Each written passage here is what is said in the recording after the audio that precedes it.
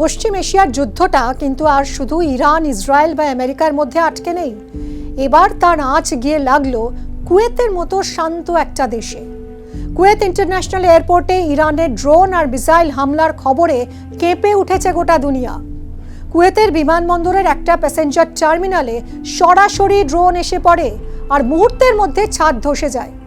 একটা video viral হয়েছে, সেই ভিডিওতে এই দৃশ্য দেখা যাচ্ছে।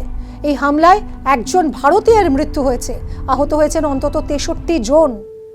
কিন্তু হঠাৎ কেন কুয়েতের ওপর হামলা চালালো ইরান? গত বুধবার কুয়েত এয়ারপোর্টের T1 টার্মিনালে একের পর এক ড্রোন আর ব্যালিস্টিক মিসাইল এসে পড়তে থাকে।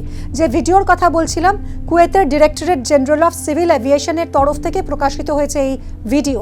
এবং এই ভিডিওয়ে বিমানবন্দরের টার্মিনাল 1-এর উপর হামলার ছবি দেখা যাচ্ছে। কি দেখা যাচ্ছে ভিডিওয়? দেখা যাচ্ছে আকাশপথে এসে একটা ড্রোন আছড়ে পড়েছে বিমানবন্দরের ছাদে। সঙ্গে সঙ্গে বিস্ফোরণ, আগুন ছড়িয়ে পড়ছে চারদিকে। এই ভিডিও প্রকাশ্যে এসেছে, যদিও এর সত্যতা যাচাই করেনি নিউজ 18।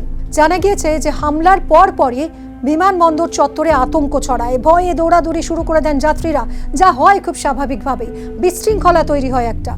তারপর জরুরি উদ্ধারকর্মীরা ঘটনাস্থলে পৌঁছন, উদ্ধার কাজ শুরু হয়। কুয়েত সরকারের তরফ থেকে জানানো হয়েছে ড্রোনগুলো ঠিক যেখানে যাত্রীরা ওঠানামা করেন, মানে যেখানে ভিড় বেশি থাকে, একদম সরাসরি সেই জায়গাতেই আঘাত করে।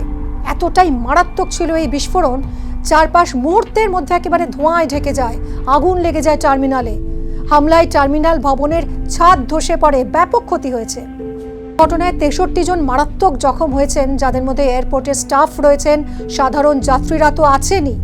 আর যেমনটা আপনাদের বললাম, একজন ভারতীয়ও কিন্তু এই হামলায় প্রাণ হারিয়েছেন। এই ঘটনার পরই কুয়েত তাদের এই প্রধান বিমানবন্দর পুরোপুরি বন্ধ করে দেয়, সব ফ্লাইট বাতিল ঘোষণা করে। এখন প্রশ্ন হচ্ছে যে ইরান হঠাৎ কুয়েতকে কেন টার্গেট করলো? এর পিছনে রয়েছে আমেরিকা আর ইরানের পুরনো শত্রুতা।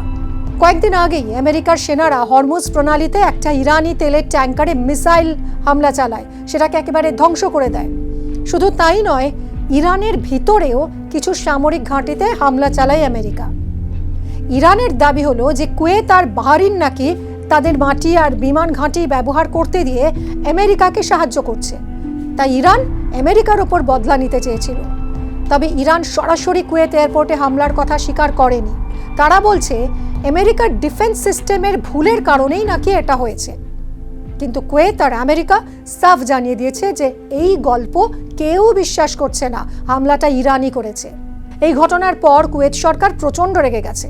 তারা এটাকে অন্যায় হামলা বলে নিন্দা করেছে।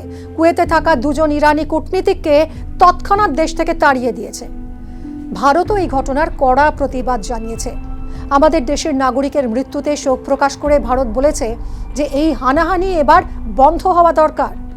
কাতার, ওমান, জর্ডানের মতন আরব দেশগুলো কুয়েতের পাশে দাঁড়িয়েছে। পরিস্থিতি যা দাঁড়িয়েছে তাতে বিশেষজ্ঞরা মনে করছেন মধ্যপ্রাচ্যের যে কোনো সময় আরও বড় যুদ্ধ শুরু হয়ে যেতে পারে।